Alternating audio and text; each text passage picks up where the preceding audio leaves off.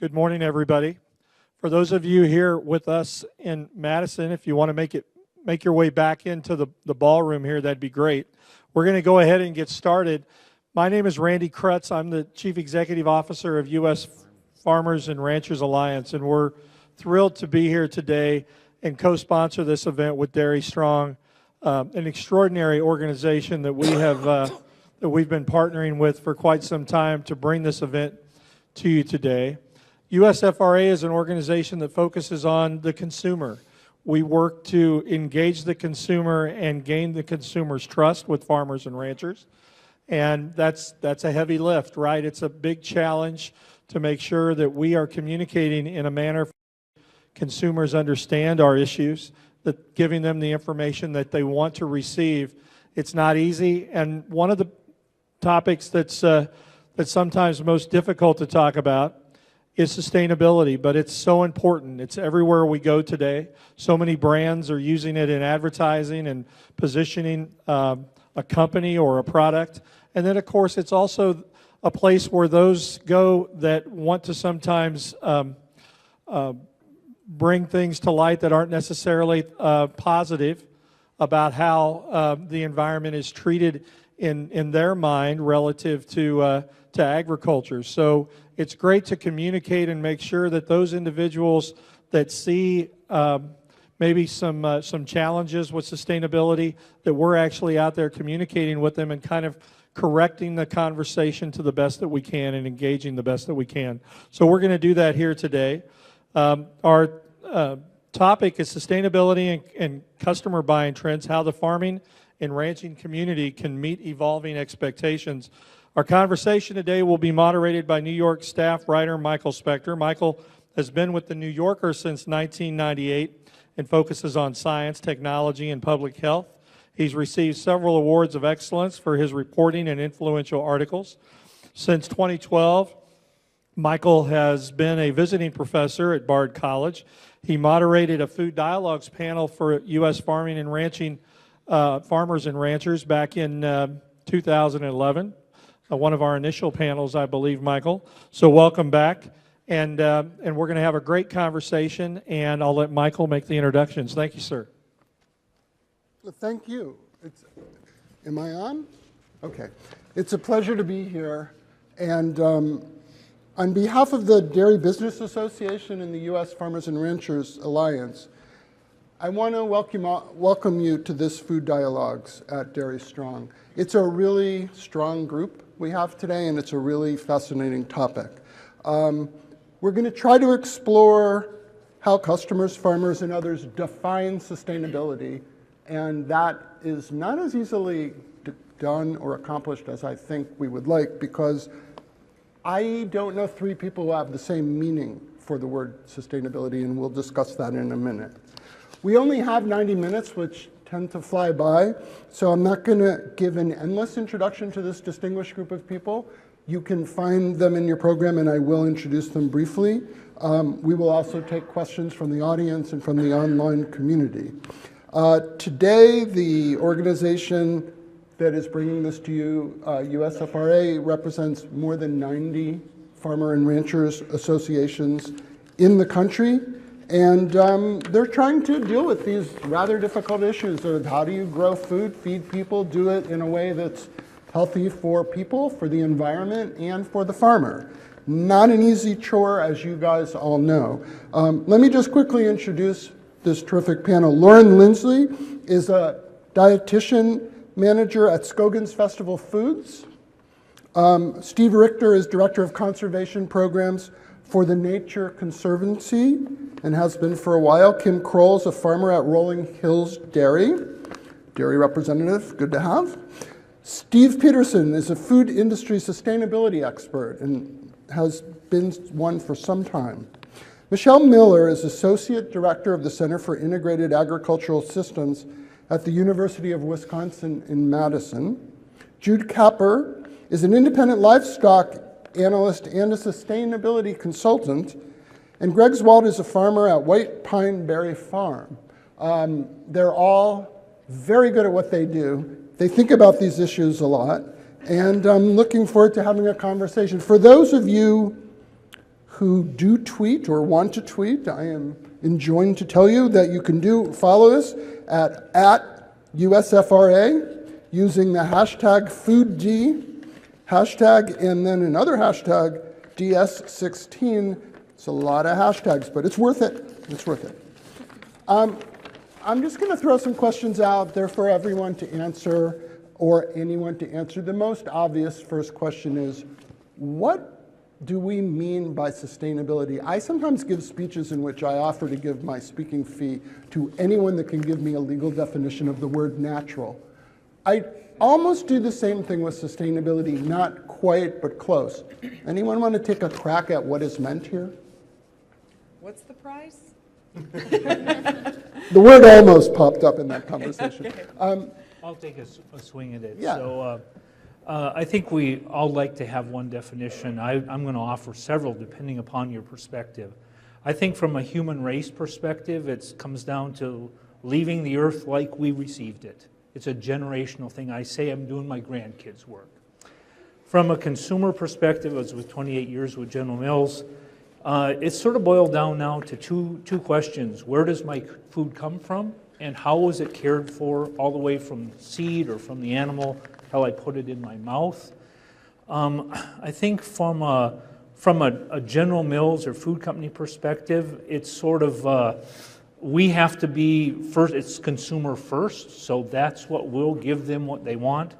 I find from a farmer perspective, it usually is about multi-generational business ownership. That this is a fourth, fifth generation farm, and I define that as being sustainable. All those are respectable definitions, but having done this for a number of years, I'd say those are, some key sort of understandings that I have. Anybody have another different view of this? Yeah. Absolutely, and I totally agree with all of those definitions. I think one of the issues that we often have is there are so many definitions. Everybody has a different one. As a researcher, I tend to concentrate on 3 components, but perhaps even 4 now.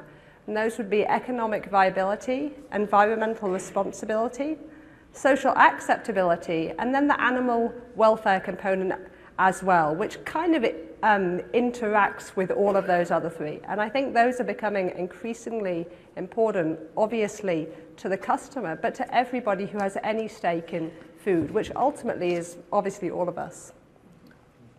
Let me just posit a weird thing. I live up in the Hudson Valley most of the time, where lots of people have specific and peculiar ideas of what sustainability is. And a lot of those people, I would say, think they should be getting really healthy food at a good price, that it should be plentiful and they should be able to choose whatever they want, whenever they want it, that the animals should be treated almost as well as they're treated, and that there should be no middleman in terms of handling the food. And by that I just mean not extra processing. Those are all nice ideas. Something tells me, oh, and I forgot one important thing, this stuff should be local or regional or whatever they think of as close to the land. Can any of that happen at the same time, anywhere? It is happening right now. I think we have increasing interest in regional marketing for products. I was just at a meeting in Chicago last week, working with carriers and farmer shippers who are interested in moving product from Wisconsin into the Chicago market. So we know that regional agriculture is possible. I mean, if you go to any Whole Foods in Chicago, you can find Wisconsin beer and Wisconsin cheese, that's for certain. And I also saw some other products like Potter's crackers and things like that.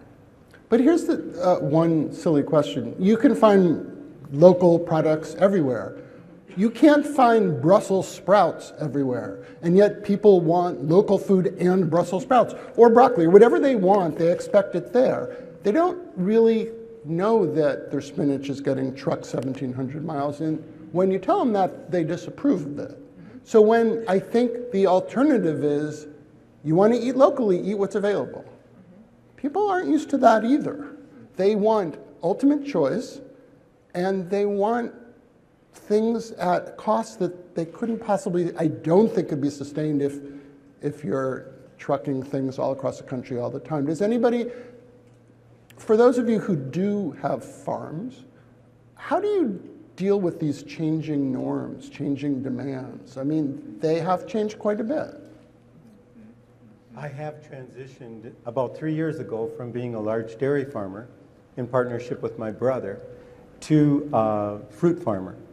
And of course, I can't raise oranges, but we did, so when you talk about supplying a local market, we raise strawberries, raspberries, blueberries, and that it was part of my whole thought process as I looked at what am I going to do with my life now, and looking that there is a demand for people to buy locally fresh produce. Is that why you made that switch? No, that's a whole nother story that we won't go into right now.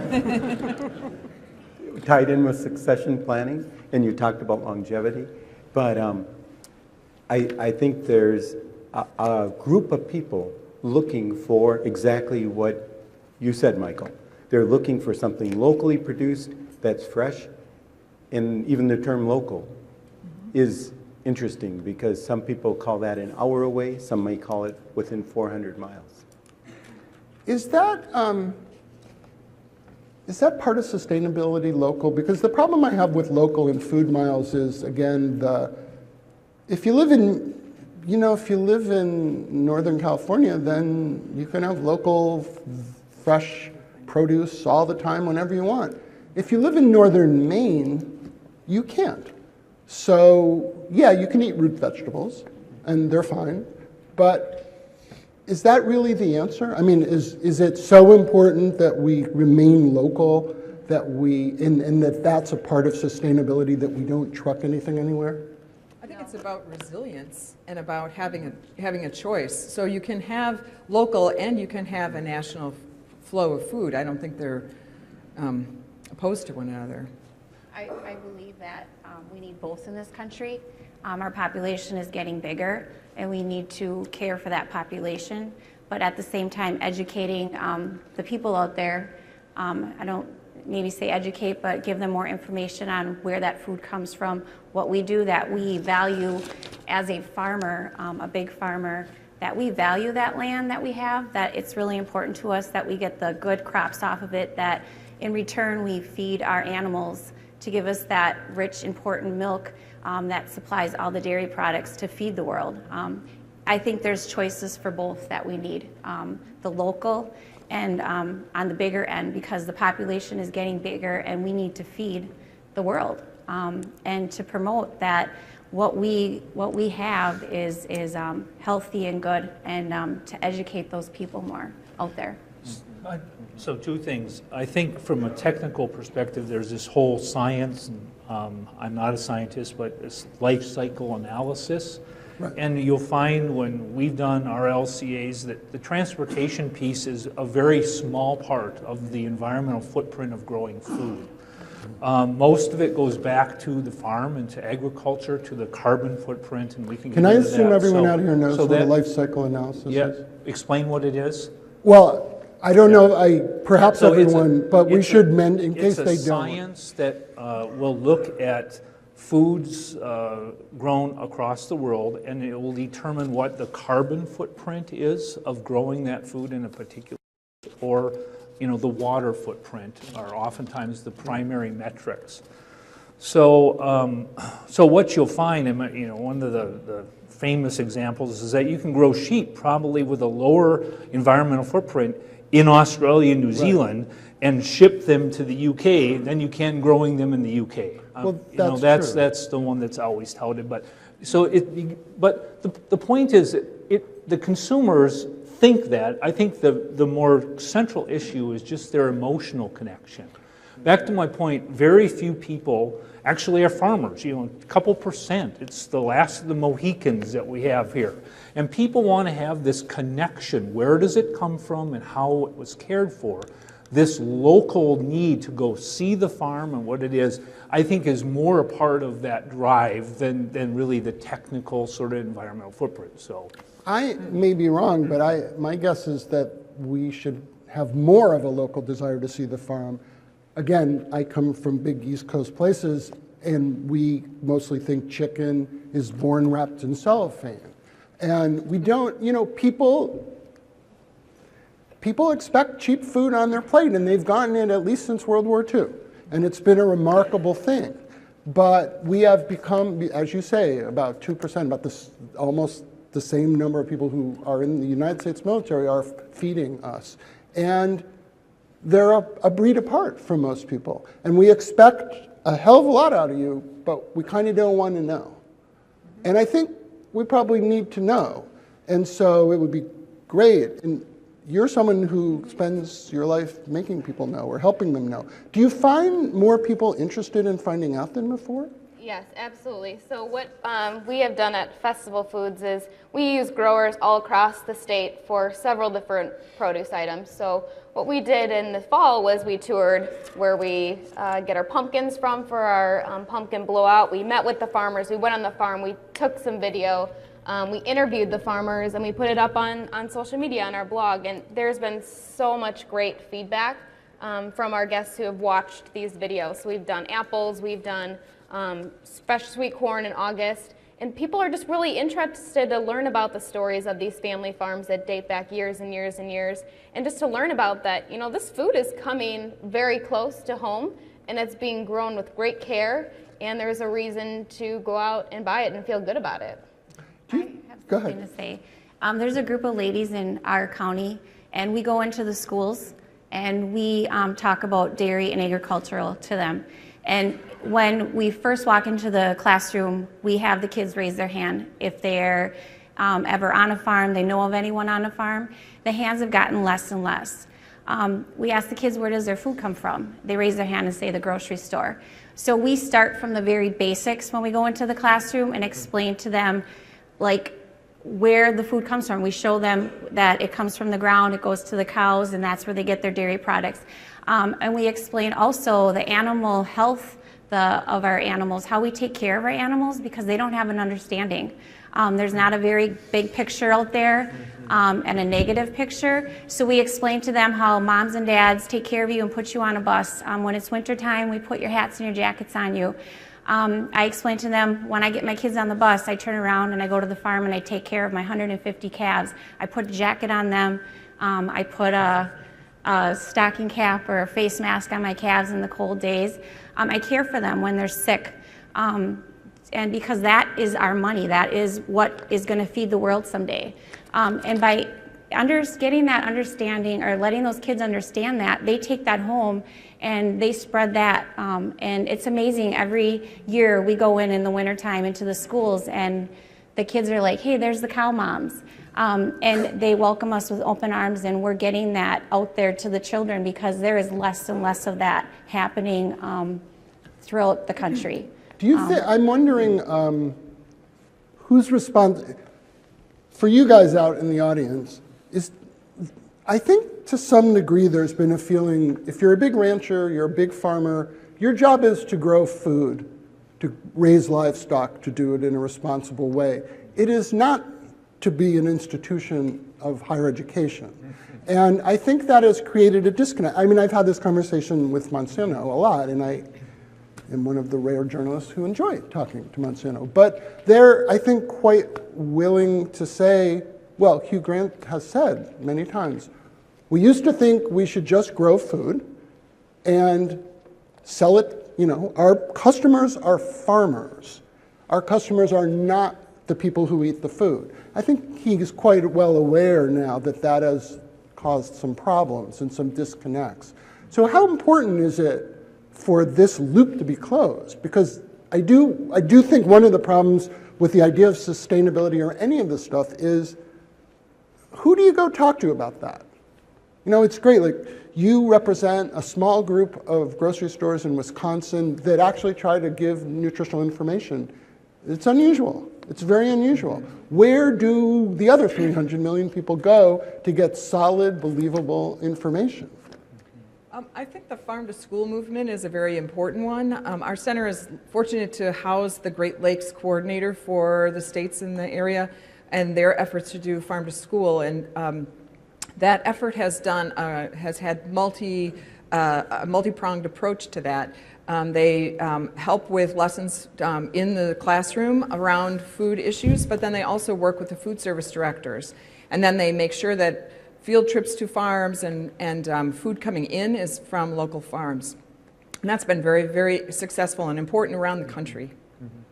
Michael, I would add to that. I think much of the energy to try to address the sustainability question is coming from organizations like the Dairy Business Association or corporations like General Mills that realize that they need to be more proactive, and not that the farming community hasn't done great things towards, in the case of the Nature Conservancy, our role is really the environmental component of sustainability, but what can we do more?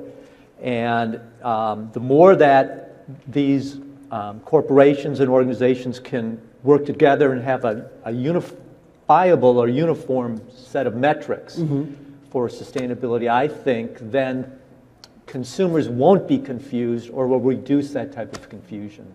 On the other hand, if I can just add to that, the internet is a fabulous, fabulous, fabulous tool, but there's also a lot of misinformation out there. No, I never heard that. And there are lots of websites and pieces of information, articles, so on and so on, which we in ag know aren't true, but they're publicized and they're forwarded and they're shared on Facebook and Twitter and LinkedIn. And I think that all of us, whether we work in ag every single day or if we just have an interest in it, have a responsibility to tell people what we do. As an anecdote, I was talking to my niece a couple of years ago. She was 5 at the time. And my brother tried to horrify her by telling her that the sausage that she ate came from a pig. And she sat there and she thought about it and she said, "So you mean when animals are dead, we can take their skins off and eat them?" And my mom's just going, "Oh my goodness, you know, what's going on?" She was like, "That's really cool." And I'm like, yes, that is it. We have to help kids understand why we do what we do every day, to have some innate understanding so that when they look on Google and Wikipedia and PETA and HSUS, they can go, "No, that isn't true. That is why we have food animals, and that's why we have dairy and beef farmers." I agree. I think that the farmers and ranchers of this country have an amazing story to tell that they mostly don't tell. And I've never understood, you know, some of these companies get compared to pharmaceutical companies who are very closed, also, I think, foolishly. I'm a journalist, I think everyone should speak. But in fact, most people who are exposed even to big dairy, come away thinking, "Oh my God, how do you do that? That's amazing." But it is something that I don't think is a priority, and probably a priority for you guys, but in the industry. And I really think that is a problem. I think that's a big problem. Because the next question is, which you raised sort of, is do we wait for consumers? You know, you're a company, you're gonna wanna sell products that consumers buy. If they want to live sustainably, whatever that means, try to figure out a way to make that happen or make them feel comfortable. Is that the way it should be working? Or should we be out there saying, here's what sustainable is? Enjoy that and then come look at our products. I mean, this is something I have no idea what the answer is, but the question is, who should start this ball rolling? It seems to me a chicken and egg sort of thing. I work with a lot of farmers who sell primarily through farmers market. And one of the interesting things about that is that there's a dialogue. So it's not just the farmer talking to the consumer, but it's also the farmer listening to the consumer stories. And you build that dialogue, and then you're able to do a much better job of marketing.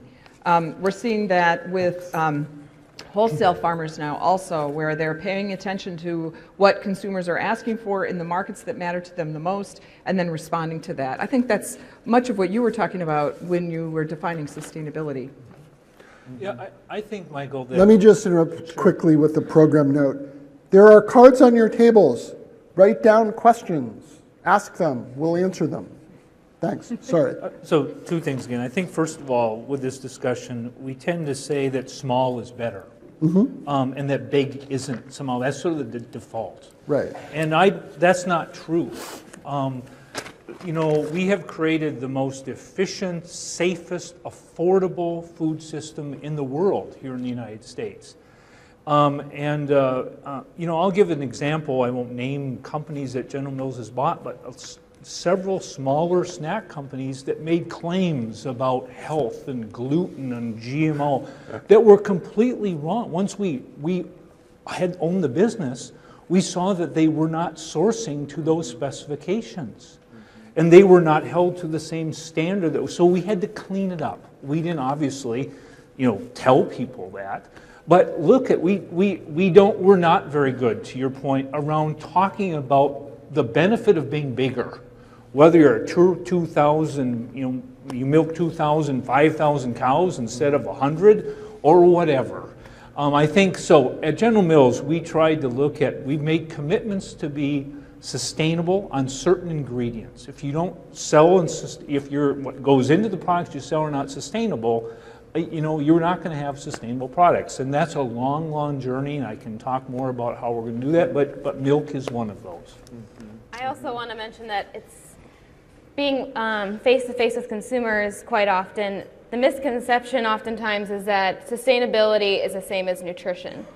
And that's not necessarily the case. We have people that ask, well, you know, farm-raised salmon versus wild salmon. Well, wild salmon is extremely more nutritious than farm-raised, and that's just simply not the case. So I think there's a disconnect there between sustainability and nutrition. I have a question from the audience, and it's germane, so I'll ask it. What if being sustainable is cost prohibitive? How far are we supposed to go as producers? And I think that is a really important issue, because you can be magically sustainable, and if you go out of business, it doesn't do anybody much good. One of the things we've been looking at quite a bit is sharing risk and benefits across the supply chain. You know, so many times farmers are asked to do environmental work on their farm, and yet it's at a cost to you. It's not free to keep water clean and soil on the fields. And so we've been looking at models where urban markets are putting into that supply chain to make it possible for farmers to do those environmental management techniques.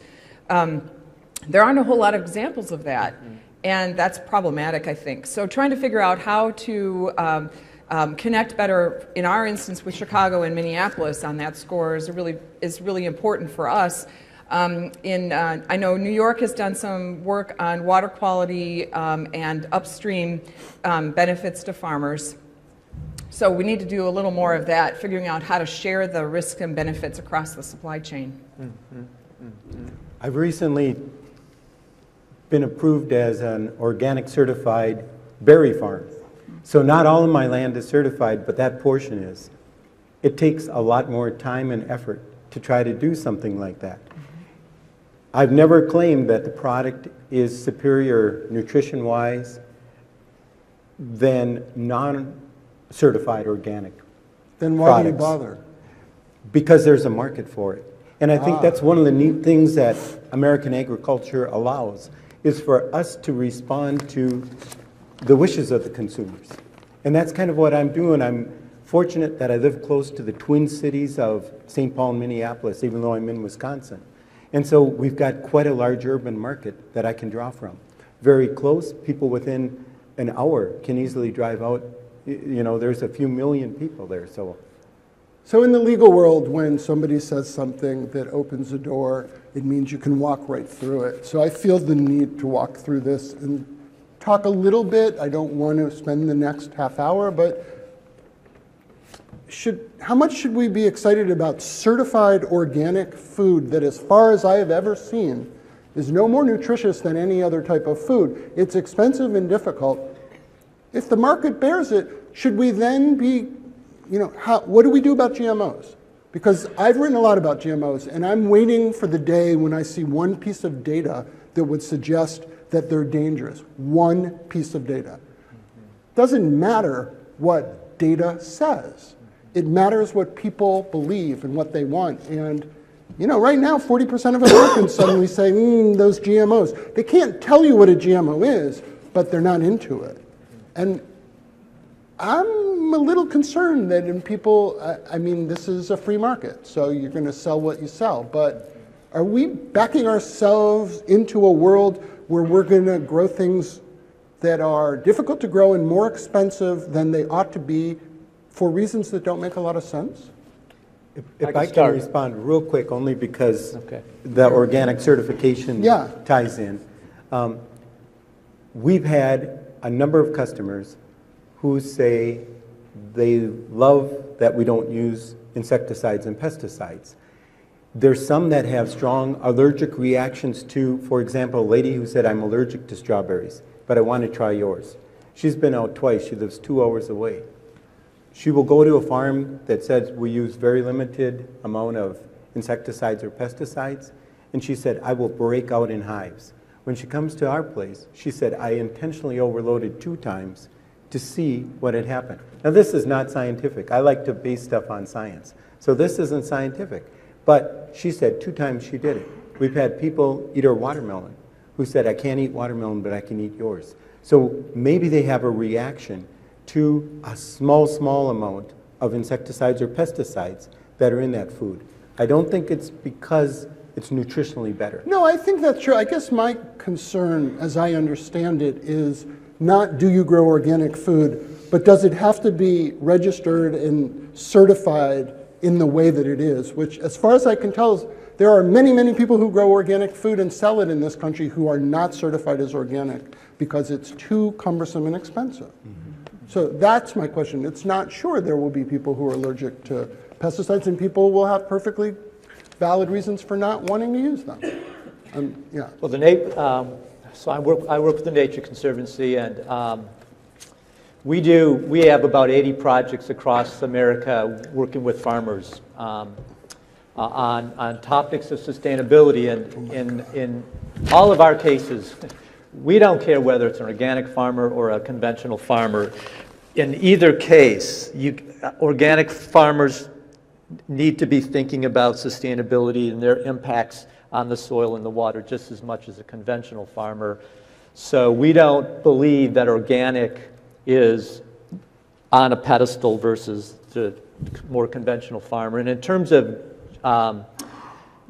GMO products, we might be backing ourselves into a corner if, in some cases, if GMO products allow us to grow our food more intensely on a smaller footprint on this planet, we would be converting less natural habitat in those services of purification of air, water, etc., that would take place if more habitat is converted. So that is something that is many times missing from that conversation of GMO products. It could lead us down the wrong path. As a scientist, if I could add on to that, I am so data-driven, it is unbelievable. But when I was pregnant with my daughter, I found belief will trump science. Even for a very data-driven data person, I would still, as a mom, go, yeah, but what if she's the 1 in 20 million? Or what if I can't prove beyond belief that this is safe? This makes me want to rip my remaining hair out, because there's always going to be 1 in 20 million, 1 in 80 million. Maybe some of you bought lottery tickets because it was $1.5 billion. You have a much better chance of being struck by lightning. I don't know how to do these things if we don't do them using science. And that's growing food, it's vaccinations, it's all these decisions. I don't know how you do them on belief, because belief is religion, it's magic. And I'm not anti-religion or magic, but call it magic, because that's what it is. And I feel that's one of our biggest problems. And unfortunately, I asked people to write down comments, and they did. So now I'm going to be a good moderator and ask you, what are some tangible examples of how farmers are sustainable? How can we communicate that to consumers? Anyone want to take a swing at that? Okay, so again, going on the data, going on the science, but if we look at the productivity and efficiency improvements that we've seen over the last 70 years or so, in the dairy industry, we've improved milk yield per cow 4-fold between 1944 and 2007, and in tandem with improvements in crop productivity, that means per gallon of milk in 2007, we only needed 21% of the animals 23% of the feed, 35% of the water, 10% of the land, and the carbon footprint per gallon of milk came down by 63% over that time period. Now, that doesn't address the social component or the economic component, but it does show that simply by doing what dairy farmers do best every single day, improving productivity, animal health, welfare, nutrition, and so on, we can make great gains from an environmental point of view. And we've seen exactly the same trends for the US beef industry, the US pork industry, the US poultry industry. So that's not to say that any one system is the answer, but if we look at all of the systems, look at the best things done by every system, whether it's conventional, organic, local, natural, so on, we can learn from everybody in order to make those gains on the environmental side, as I say. Michael, I note two efforts, have been involved in both, but on the cropping side, there's an organization called Field to Market. It's been around about 10 years. I just finished being chairman of that organization.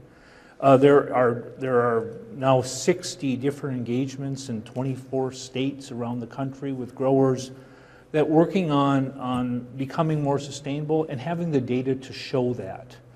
I believe, as I didn't say, I'm a farmer myself, there is a connection between being sustainable and more profitable, particularly with low milk prices and low crop prices today.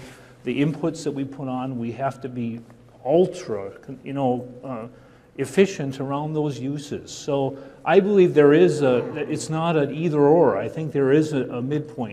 So in the dairy industry, there's the Dairy Innovation Center, and we're actually having a meeting after this with DBA and others to look at looking at what they've done with regional engagements with dairy farmers across the country and doing something similar here in Wisconsin.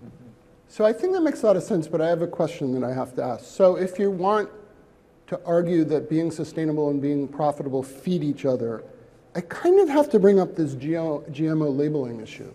Because, again, I am like a science geek.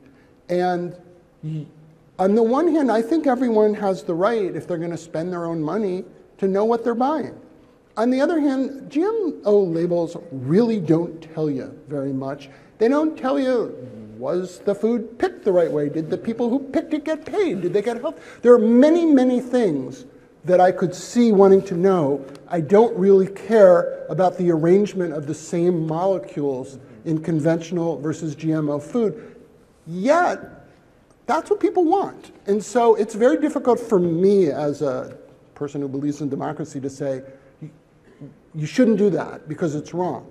So what we're seeing now is that, are we gonna have 50 different GMO labeling laws, all of which honestly are just so people can avoid what I think can be a very sustainable and helpful product or technology? We can talk about different products, but I think the technology is here to stay, and I'm glad. I'll just say from a consumer standpoint, there are already so many claims and things like that on the label, not to mention looking at nutrition, natural, organic, gluten-free, dairy-free, this, that. It's already really confusing, and there's already a lot to fit on that label. If it's something that somebody is concerned about, typically we send people to organic foods because they cannot have GMOs. So that encompasses it a little bit. I just wanted to throw that in there about the fact that there's already a lot of labeling out there. How big an issue is that in the people you see? Do they bring up GMOs a lot, or what are the #1 sort of sustainability issues come out of your consumers' mouths? GMOs hasn't really come to Wisconsin, at least with the consumers that we've interacted with. I think it will eventually, just not here quite yet. Organic is really the biggest right now, which I think is kind of the starting point, and then we'll eventually get more into consumers being concerned about GMOs, but organic is probably the biggest one right now. I think the most successful farmers are those that optimize two things. They're optimizing efficiency, as you've mentioned, and they're also optimizing relationships. And those two things sometimes take away from one another. Sometimes it takes more time to have multiple relationships or deeper relationships with customers. And that takes away from efficiency. But optimizing both at the same time is critical. And it's really important for longer supply chains where there's less trust. And I think that's exactly what labeling is about. It's about when the supply chain gets really long, the communication along that chain is much more difficult. When organic labeling first came about, it was largely because we had a number of Japanese customers who wanted government assurance that organic was what they said it was. And so that's how that whole organic label got started in the first place. It was a very long supply chain. If you look at the news, I think it was just last week, Campbell's announced that they are going to voluntarily label GMO, their product on GMO use. And I think that's largely because they have a very long supply chain. So the more you have trust and transparency in your supply chain, the more you're optimizing relationships with your customers. We are fortunate because we get customers coming out to our farm. I don't know why, but they trust me. So when I say we're organic certified, there is an agency that guarantees that. But as they talk to me about other issues, which I'm out with them all the time, GMOs does come up. And I say, my soybeans over here are a GMO product. And they kind of go, and it's, so this is more for the listening audience and for the people in this room. But it's because it allows us to do a lot of, everything I've seen, GMOs look to be safe. And that's one thing I share with them right away. And all of a sudden they just kind of relax because they trust me on another basis. Yeah, so they'll good. Trust me with this. And I'll say, GMOs is just changing that molecular structure of a plant just a little bit. The food from everything we can see is still safe to eat. But it allows a lot of things to happen, and it's probably reducing the carbon footprint that we hear so much about. All of a sudden, they kind of open their eyes up, so they're willing to hear it in certain circumstances.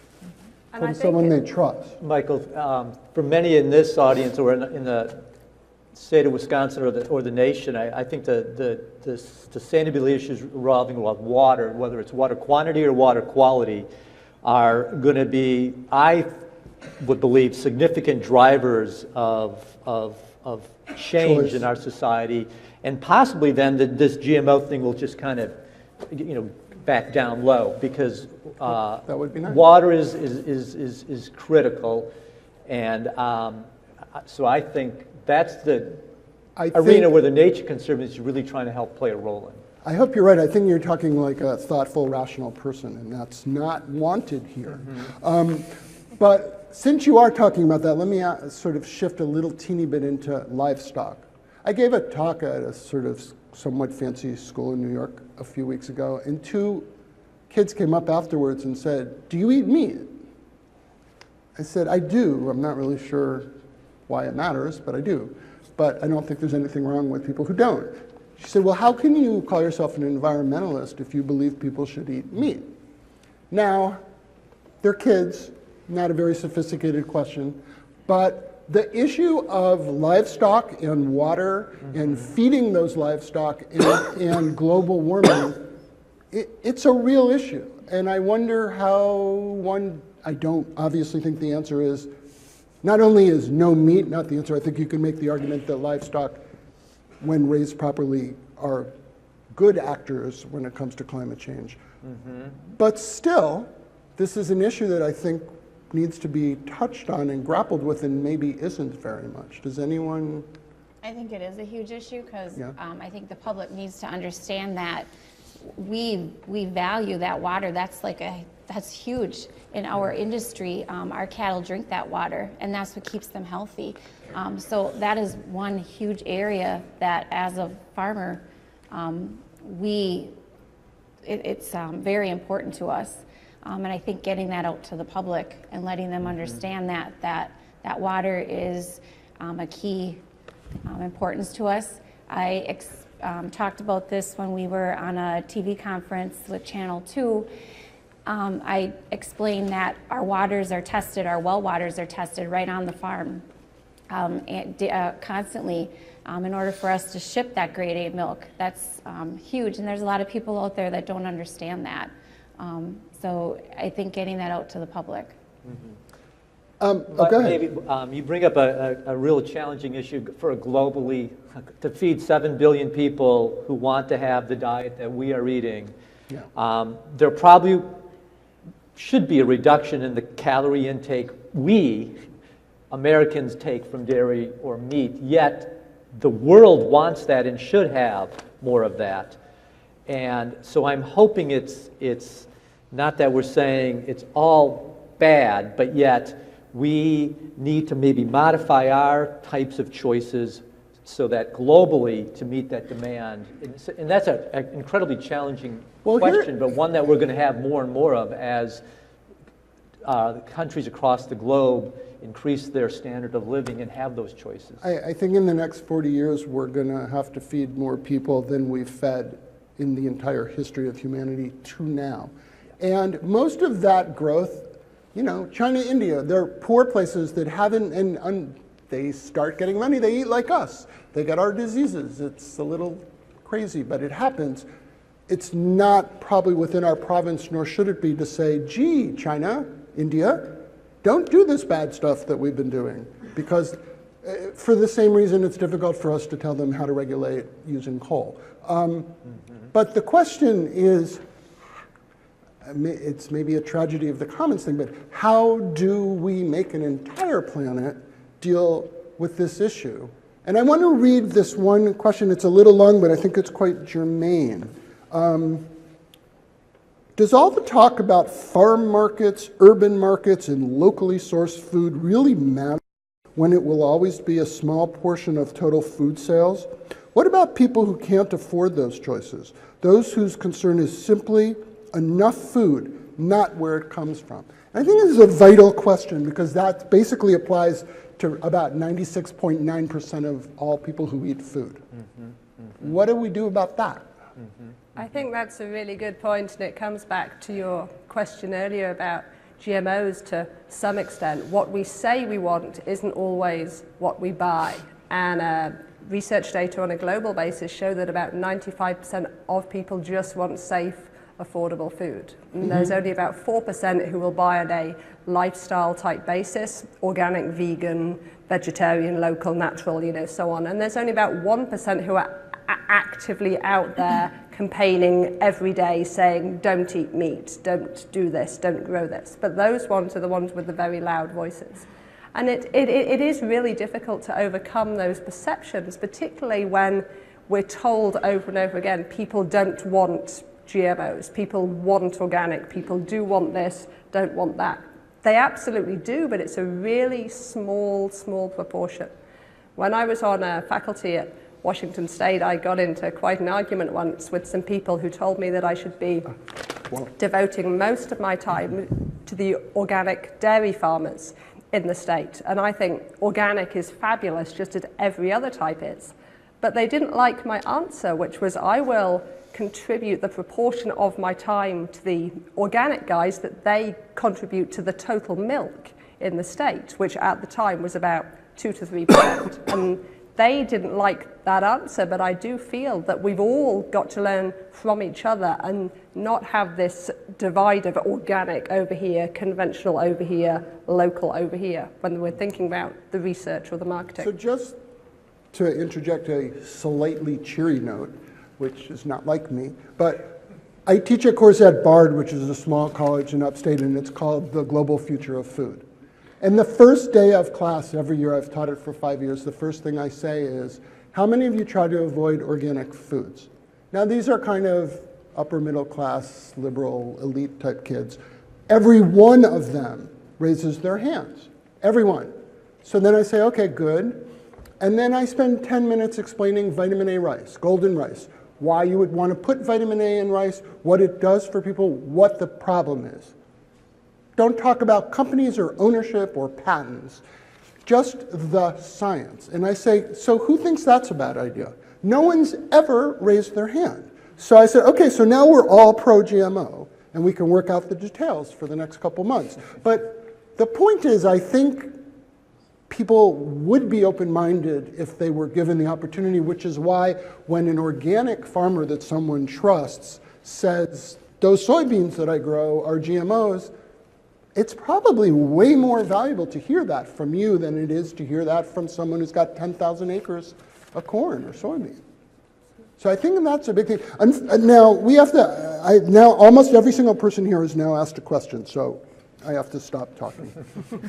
You have spoken a lot about relationships and trust between the consumer and farmer, but how do we make those conversations happen successfully on a large scale so that they reach the general public? Because we've mostly been talking about nice things that you do for 20, 50, 100, 1,000, whatever people. How do you do this for millions of people? Well, I think that comes through the agricultural supply chain. You know, companies like General Mills, Cargill, Walmart, etc. They're the ones who can reach their consumers. They're listening to consumers. They're the ones who can reach the farmers that are here today and elsewhere who are supplying their product. And as Steve noted, the industry is moving in that direction. And so I'm thinking it's going to come from that direction. Here's an online question. I feel like I'm the Home Shopping Network when I say that. How much do consumer trends play into farm management? For instance, BSD-free, organic, GMO-free. How much of, I guess what this person is asking is how much of it is simply a reaction to consumers? Is it all of it? Is it most of it? Is it kind of difficult to space out? Anyone? I will put on my farmer hat and say that I think farmers typically respond to the economic signal the market gives. I mean, Greg, you probably are producing organic berries because you get paid more for those and you make more money, I would guess, when it comes right down to it. That's good. That's the way commerce works. And so, so I think that's you know, whether it's getting ahead of trends, I think that's important. But the truth is, I think that's the primary signal. So consumer needs ultimately express themselves in the marketplace, obviously, with a price signal.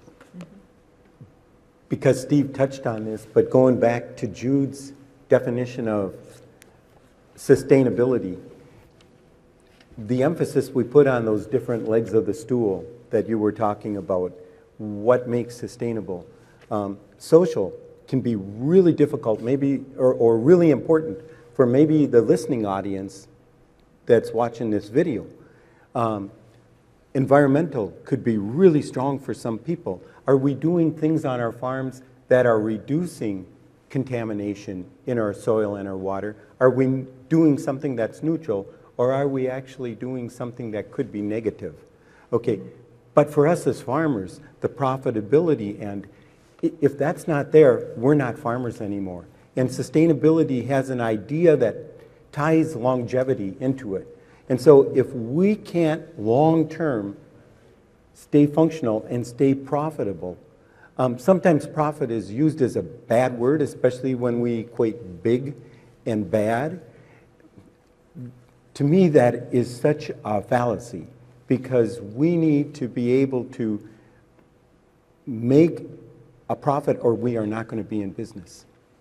I totally agree. So here's a very complicated, but I think unbelievably excellent question that kind of lays out, pun intended, as you'll see, how complicated this all. It's about cage-free laying hens. One, it has been proven scientifically that cage-free hens are under less stress than caged hens. That I believe is true. Two, death rates are higher in cage-free hens than caged hens. Three, eggs laying in the litter of cage-free barns have a much higher risk of carrying foodborne bacteria capable of causing human illness.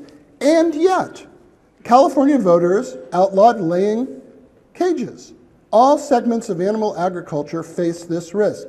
How do we stop the insanity? And this is something I really will give my speakers fee to if you can answer this, because this is a wonderful question, because I think it demonstrates how complicated and difficult these issues are, but they're real. What do you do? How do you do it? Anybody want to swing at that? Well, I'll not maybe talk about hens, but talk about I'll talk anything. about the cows. Again, back to the understanding that what we do to our animals, the care that we give them. I think they see the big white barns and they think these animals are all caged up. The understanding that we, from 60 years ago actually till now, the care that we've put into these animals, getting that understanding out to them. You know, antibiotics is a big thing that it gets brought up a lot, using antibiotics. I believe that antibiotics are a good thing. When an animal is sick, getting that understanding out to them that, do you want that animal to stay sick and that milk from that cow to be put into the bulk tank, or do you want that animal to become healthy by giving it an antibiotic? Granted, monitoring that milk so it doesn't go in the bulk tank, testing it, and then from there, but having that animal be healthy, getting that understanding out to the public on that is a huge, the welfare of the animals. Shouldn't there be a distinction made between antibiotics that are given to animals so they can be healthy and, exactly. and antibiotics that are given to animals to make them grow Right. fast? Right. You know, Something that I think a lot of people don't understand. They think that just giving they don't see the real truth on antibiotic, but it's just like a child. When your child is sick, you want them to become healthier, you want them to get sicker. Right. And all we're doing is helping that animal so they stay healthy and they produce that milk. And then getting it out to the public that what we do when we give them an antibiotic, that we do test the milk, it doesn't go into the bulk tank. And it's that understanding again. But so McDonald's and some other places too have now said, we're not going to use antibiotics that will affect human health. Right. They're going to use antibiotics to take care of their animals. This is with chickens so far. That seems reasonable to me. Is it not to anyone? I mean, that seems like a distinction worth making.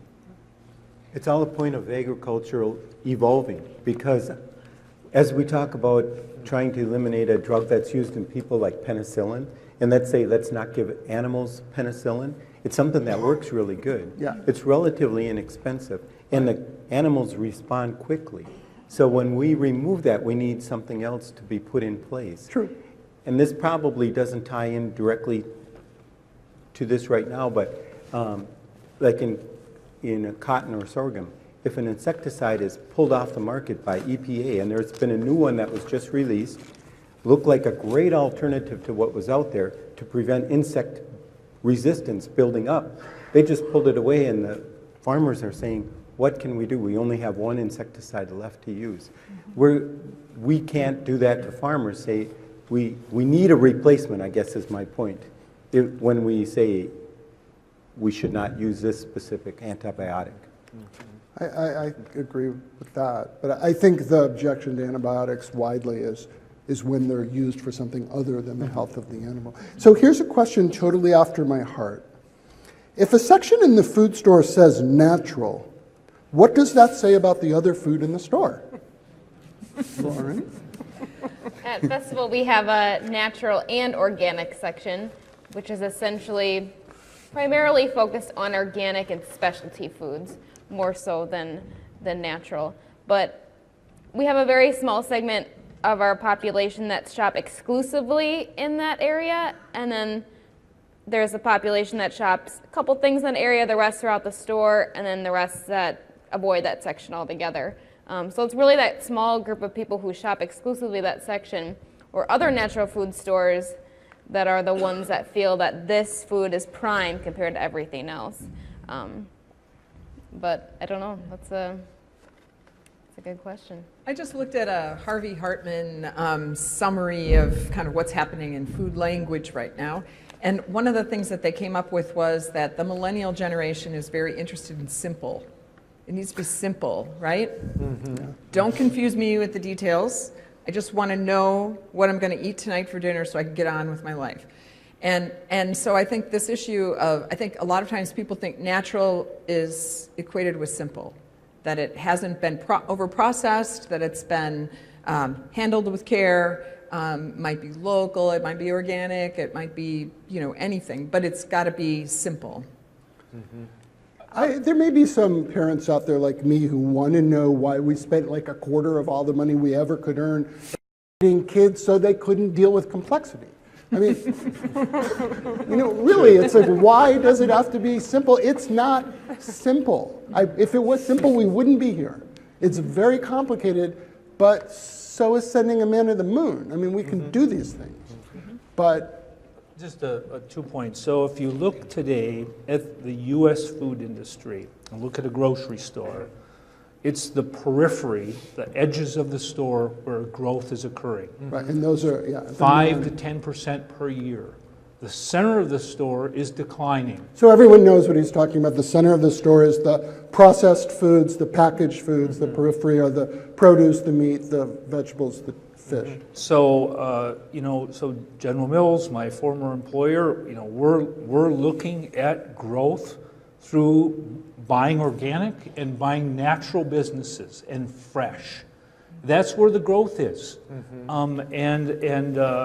So it's not to say we're going to say goodbye to the other, but that's just a fact today. The second point is that, I think the food industry was culpable for this whole confusion around natural. We used it more than we should to try to sell and influence consumers, and then it got confusing and tainted. And again, we were under a lot of litigation to clean it up, and we don't make natural claims anymore. But again, you'll find a lot of what's really interesting in the food industry is all these startup entrepreneurs. Great respect for Chobani, they don't, but they came out of nowhere. They sometimes, in their early years, don't play by the same rules, as I've already said. Right. They use a lot, so it's not going to go away. It's part of the world today, and I guess the key point is that, we have to, at General Mills, we want to supply the consumer what they want. It's difficult to be in a role to educate the consumer. We're a global company. And so what we're trying to do with our grower engagements in dairy and others is to try to then demonstrate improvement, have the data, and tell this positive story with the power of our brands to the consumers. That we're not going to do without the data, without the integrity of what the content of the past speaker, of that story, without it. And that's really the program that we're trying to build. But here's the problem with that I see. So let's take my simplistic millennial child. Oh, you're not making GMO Cheerios anymore. GMOs must be bad. Why would you stop making them if they weren't bad? I don't blame a company for wanting to sell its product, but I think that is the message people get. And I have no answer to how you get around that. Well, I think that's exactly why Campbell's decided to go for labeling, because if GMOs aren't bad, why not be transparent about it? At the beginning of GMOs, I won't tell you who, but an important government official who was at the FDA went to the head of Monsanto and to the people responsible in the government and said, before you introduce these products, label them.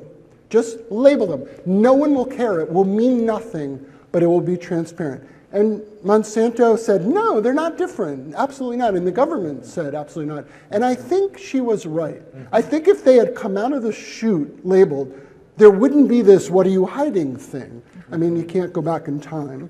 But I do think of that sometimes as a missed opportunity. On GMO, Michael, you mentioned the rice story. I think the technology exists, I know it does, that we should not look at deploying GMO technology only around agronomic benefits. I agree with you, but that's we should look where at it's consumer benefits. There is a lot of technologies there for wheat, for instance, which is probably the most contentious. That we could do along with agronomic benefits. I think that in and of itself, like your rice story in parts of Asia, would completely make the issue go away. But because people are ultimately selfish. They want, if it's good for me, that's when that's But when I they're can gonna tell change you their 10 position. products that are on the shelves in India and Africa that are wonderful GMO products that are not patented. They're not owned by any company. They're all from agricultural associations of those countries or the Gates Foundation or educational institutions. I'm talking about omega-3 fatty acid oils. I mean, things that would be great. None of them even get in the ground because you can't even test them because people are so opposed. And by people, I mean Greenpeace. Yeah. But you know. Well, I think anytime you change a system, there are people who benefit and there are people who do not. There are things that go well and things that don't. And so it gets back to this idea of sharing risk and sharing benefit. And if you can show that, then fine. And if you can't, well, then that's good. Then you're being transparent and you're going to be evolving into something that's better. And I think you mentioned that evolution of agriculture. I think that's a really key point. And frankly, I think that's part of the draw to organic. For farmers, it's to actually make a good living from selling product. But for others, I think there's an understanding that the organic community is constantly evolving, and they're looking at that cutting edge, and they're thinking, you know, what can we do better? You know, we're not perfect. We want to improve our system. So that improvement piece is key for a good reputation. Does anyone feel like the issue of organic versus local is a confusing factor in all this, and that people often want local and they're getting organic, or vice versa? I think people simply don't understand. There are so many buzzwords, there are so many labels, there are so many, mine must be better than yours because I don't use product X. Yeah, but mine has enriched this, and mine does this, and mine comes in a pretty box, and mine has blue eggs with speckles. You know, there are so many confusing factors. The average person doesn't have time to read all the labels, look at all the definitions, go on the internet to see what local means for farm X versus farm Y. Does it mean 50 miles? Does it mean 200 miles? Right. People are confused. They don't have the time. They don't have the energy to research it. I was in line at the Hudson, New York farmers market a while ago for buying some apples, and the woman in front of me said to the farmer, "Are these GMO apples?" And he said, "No." And she said, "How do you know?" I said, "Because there aren't any, lady. There aren't any. You can't buy them." Actually, now there's one, but I don't think it's on the market yet. But this is the thing that I think everyone who does this for a living is facing. I hate to call it willful ignorance, but there's a level of expectation and a lack of awareness that when put together is kind of painful, I think. Now, who thinks this problem is going to get solved in a nice way, an acceptable way? I mean, I will tell you, when everyone talks about the end of the world and starvation, I don't believe that. I think we're going to feed the world just the way we've always fed the world. In 1968, when Paul Ehrlich said 100 million Indians would starve to death within years, and within years they were exporting grain. I think we're capable of doing that. It's getting harder because we can't just plant more stuff on more land now. We have to get more production from the land we have. I kind of could be wrong about this, but I don't think that organic is largely the answer to that problem. And I'm not anti-organic. I just think it works in some places, not in other places. Are people optimistic, as I actually am, that this will sort itself out? I'm optimistic because recently at the Wisconsin Farm Bureau Federation annual meeting, the speaker was Lowell Catlett, and he laid out a few facts that were pretty interesting. About the time I was graduating from college, which was '74, the number of calories produced per person in the world did not satisfy the caloric needs. Okay, we're not talking about total quality or anything like that, just total calories. And if you look at how many calories per person agriculture is producing today, it is a surplus of calories. We don't get those spread out to every person as they need to be, but we have grown. There are so many positive things within agriculture. I would agree with you that I think it's less, I think we've got plenty of production. The problem is distribution and how do we get food where it needs to go. I agree. Go ahead. Yeah, from my perspective as a conservationist, these are really exciting times in terms of trying to address these issues. There's great opportunities ahead. The farmers we work with on our projects, the corporations we work with, the agencies we work with, there's a lot of energy tied around sustainability. And Whether, again, in this country it's water quantity, quality, in Europe it's possibly more climate. I'm optimistic. I'm really optimistic. How much of all this do you think should be tied to an awareness of climate change issues?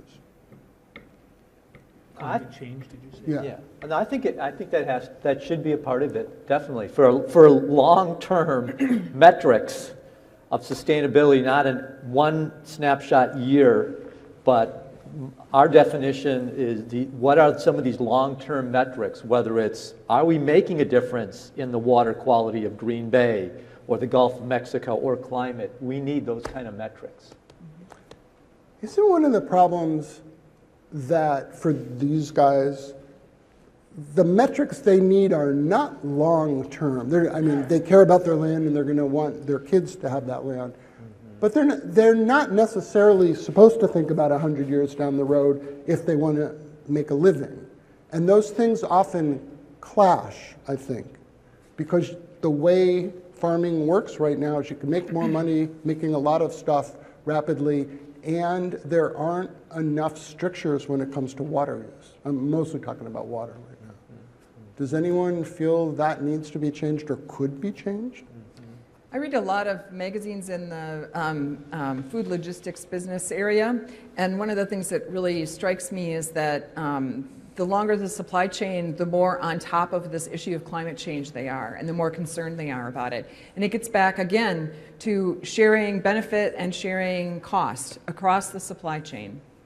So if you're operating in a big supply chain that's fairly long, you might be noticing some of the things that are hitting, in terms of weather, for instance. So the California drought is the obvious one that most people talk about, but there's been drought all over the world that has been disrupting supply chains over the last decade or more.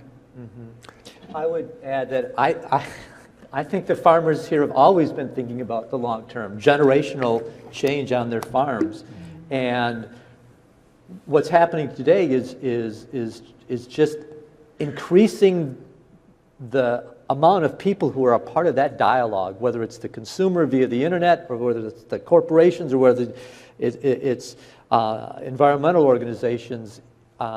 There's just more dialogue and awareness of what the long term is. But the farmers that I work with on projects, they get that they're part of a watershed, part of a community, part of a neighborhood, and there's just more information to help them think about the long term. Well, I think as a farmer, we take pride in everything we have. It's ours. It's our life.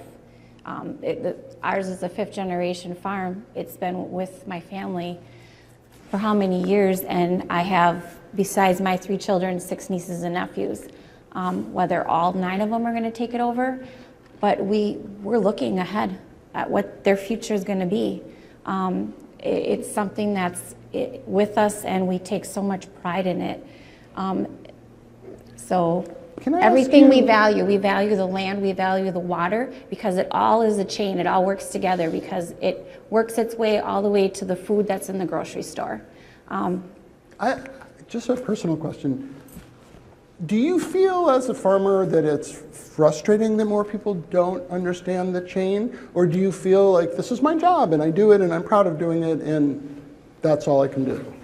Yes, I do. When you talk to the public, when you talk to people, like I said, I grew up on the farm, and I decided to get out and go to college and start a business. And I was a hairstylist, so I met a lot of people. They had a very small definition of farming, very small understanding of farming. When I had my children, I decided to leave my job because I wanted my kids to grow up on a farm. I wanted them to understand where their food comes from. And they did. They were outside with me, feeding those calves from little on, and they are still outside with me. My little boy wrote a story at school about farming and the little jobs that I gave him on that farm. And when it comes down to it, we feed the world. My little 7-year-old went to school and they had a talk about farming, and she said, my mom's job is feeding the world.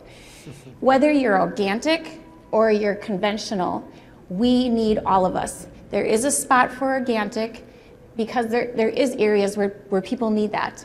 But if we don't have conventional and we don't have enough of our food supply, how are we going to feed the world? And it comes down to that. The value, when people say, is it natural or organic? To me, the crops we grow are as natural as they can get. That's natural to me, because they are going into those cows, they are producing that milk, and that's becoming that dairy product that we are giving to the world. So I just think getting that understanding out to the public, whether it is any kind of media, whether it's just like us going into the school and telling the children about it, it's getting that understanding out to the public, because we need food and water. Those are the two things we can live on. And it just doesn't come from the grocery store, as a lot of people understand. It starts somewhere, and getting that understanding out there to them. Lauren, I'm going to ask you this, even though I don't fully understand it, but I have a feeling you will. It's addressed to you. Do you or will your store feature milk, cheeses, and the rest of dairy products during June and play videos of dairy farms during production? Now, is that a request, or is that something that you've discussed? That is absolutely something on our radar. So as I mentioned before, with some of our farm videos, whether it's September for apples, October for pumpkins, this is kind of a new initiative for us, partnering with our social media team to really tell the stories of farmers and just show the pride that, we have all these great farms right in our backyard that are family farms that have a story to tell. And it's more than just, the milk that you're taking off the shelf. There's a lot more behind that to tell that really impacts people, and it is great marketing. I mean, people connect with people, learning more about the why versus before accepting the what, really. So yes, absolutely. This next question, which I am delighted to ask, and I will preface with my own personal views, which is that I find Chipotle to be a sanctimonious organization that acts like it's the only restaurant chain in the world that feeds people with integrity. So here is the question. It has been suggested that the Chipotle debacle will be the kiss of death for locally grown food. Your opinion? I mean, I think it's an interesting question because, if McDonald's had a situation where hundreds of people were sickened by E. coli, the food elite of this country would be demanding that McDonald's be closed. If I can jump on that, and I could also add my own views, and I won't, just for the sake of keeping it civil. You can, but you don't have to be civil. Locally grown, with respect to Chipotle, I think is a very interesting concept. Given that about 18 months ago now, they announced that because they couldn't source the beef that they wanted in the way that they wanted it from the States, they were going to import grass-fed beef from Australia. And they do make fabulous, fabulous grass-fed beef. But Australia to the States is pretty much as far as you can possibly go. And yes, there is absolutely data out there showing that from a carbon point of view, that might be great, but that really doesn't fit with most people's definition of local. And if we go back about 3 or 4 months ago now, they did exactly the same with pork because they couldn't source the precise pork that they wanted over here. They're now importing pork from the UK, and interestingly, that pork is treated in some cases with antibiotics. My view is that transparency is absolutely fabulous, but if you're going to be transparent, you've got to be transparent. You can't claim A, B, and C here where it's actually D, E, and F, because that does lead to huge consumer mistrust all the way down the chain. Can I add to her point? I know enough with working with the pork and beef industry that it wasn't that Chipotle could not get enough. It's that they did not want to pay the prices that the people wanted to that they felt were fair. And hence they went other places, point one. So the other is that they've grown quickly. You talk about long supply chains. There's a lot of work and quality jurisdiction all the way from the farm, particularly without a kill step in a fresh food process, all the way to, and their growth has outstripped their capabilities to do that, and that's what's happening. That is the truth. They are scrambling to catch up. They're hiring people left and right to provide that jurisdiction over their food supply, and that's what's happening today. Yeah, I don't see it as a local food story either. Well, I don't but think that's here's what the it's about. thing. These things are defined by, largely by what they call themselves. This is the big issue. It's fine to get your meat from Australia. It is cheaper. It is better for the environment because they grow it in the sun and because they can ship it on. I once did a food carbon story where I said, if you live east of Columbus, Ohio, and you care about wine and you care about the environment, you should get your wine from France. And if you live west, you should get your wine from California. I think I'm banned from going to California as a result of that. I mean, but it's just math. It's math. I'm fine with that. What I'm not so fine with is sort of advertising yourself as something kind of greater than anyone else, which is, or different. Like, local is what it is. It can be good, it can be not good, it can be up to the consumer to decide. But once you say you're local, people expect you to be local. And so that is a problem. Here's an animal welfare question. What risk do we have when we explain that caring for animals are in similar ways to caring for humans and their needs? And I think what this question maybe is getting at is a kind of where do we draw the line sort of thing. It's a, I ran the animal welfare group at General Mills and talked to PETA and Greenpeace all the time. It's a real challenge, particularly with, again, most people don't understand farming, as we said. I think, I keep mispronouncing, but anthropomorphizing sort of animal husbandry is what people want to do. They want you to, just like they care for their dogs and cats, is how you're going to care for any animal, any food they consume. Now let's bring it back to this industry. Tail docking, dehorning of calves, I mean, is what those organizations talk to me about a lot around advocating and helping to change this industry. They feel those are cruel practices. So, there's some truth to what they say. I think that what we learned is that if you fight it and say you're wrong, that gets you nowhere.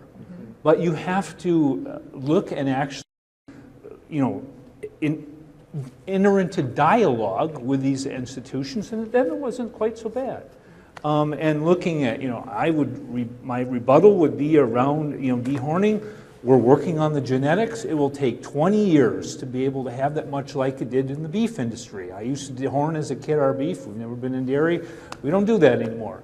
They want it to happen sooner than that. They're pushing. But again, so I'm not sure if I'm answering your question, but with people that don't understand, they want to assume that the same care is given to that animal as it is to their pet. And it's just a fact. And I think this social element of the triple bottom line of environment, economics, and social, it's social in the United States is the biggest lightning rod is around animal care. Yeah. And that's what we have to be proactive about and not wait. We've got to get after this for 100% of our supply and address some of those issues that I just mentioned. We're getting close to when we're getting thrown off the stage. So let me ask just a general question that came from a reader, from an online person. Is sustainability a fad? Is this going to go away? Is this just a word and it'll disappear?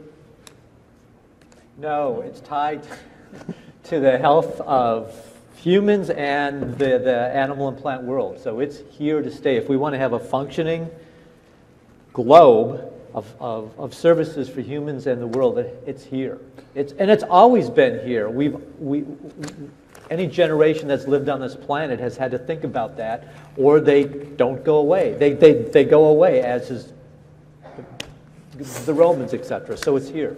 Do you think it needs to be divided? Maybe the problem is we think of it as one big ball, and environmental sustainability and animal sustainability and health are related but different. I also see it as bigger than health. I mean, I think there's definitely a contingent of people for whom health is the key piece, but there are other aspects of social acceptability And animal welfare is one that you just mentioned. But here's the thing about sustainability I don't understand. Who doesn't want that? I mean, what group? I've never heard a group stand up and say, I don't want my farm or my food or my environment or you name it to be sustainable. I think we all do. It's not quite like natural, which really at this point is a marketing term. I think this is something people are grappling with.